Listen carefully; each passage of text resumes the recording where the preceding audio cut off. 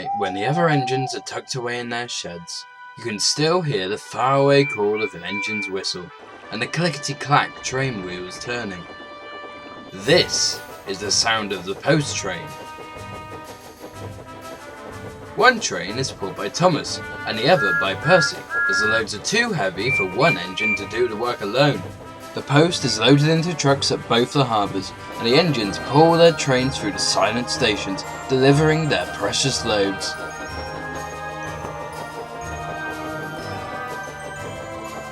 On a clear night, a big shiny moon brightens their journey, but often Thomas and Percy can't even see the stars. But whatever the weather, lamps along the track always light their way. One night, Percy was waiting at the junction. The mainline train was late. At last, Henry arrived.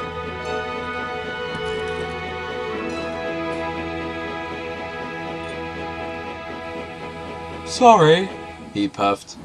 The mailboat from the mainland was delayed. Come on, Percy, said his driver. Let's make up for lost time.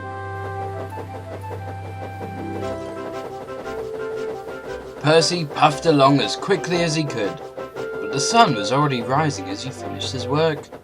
Never mind, thought Percy. It's nice to be up and about when it's the start of a new day and there's no one else around.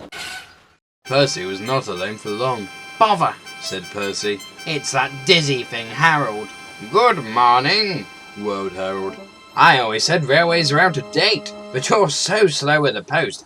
You should give everyone their stamps back. Post haste. Percy was too tired to explain. Bird brain, he muttered. Good morning, Percy, called Duck. You're up early. No, you're wrong, sighed Percy. I'm back, tired and late. He rolled into the shed and fell asleep almost before his buffers touched the burn.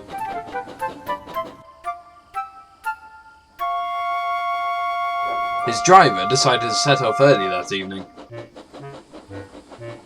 Thomas was waiting at the station. Thank goodness I have a chance to speak to you.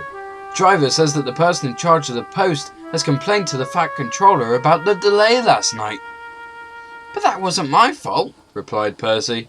I know, said Thomas, and so does the Fat Controller, but this post person wouldn't listen. Tonight we'll just have to be quicker than ever before. The engines were just leaving the station when they heard a familiar buzzing. I say, you two, there's news flying about. Where? Puffed Percy. All over the place. They're going to scrap the post train and use me instead. Wings work wonders, you know. Always.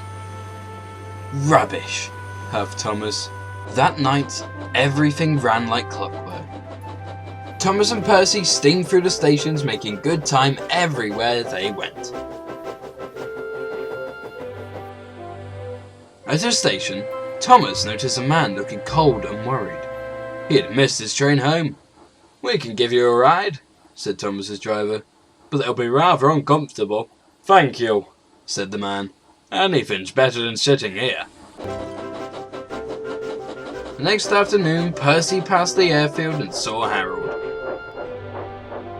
Hello, lazy wings. Are you too tired to fly today? The winds are too strong. I've been grounded, grumbled Harold. You need rails, laughed Percy. They work wonders, you know, always. That night, the Fat Controller showed the two engines a letter. It was from the man who had missed his train. He thinks you are both splendid, and everyone says that the post train is the pride of the line.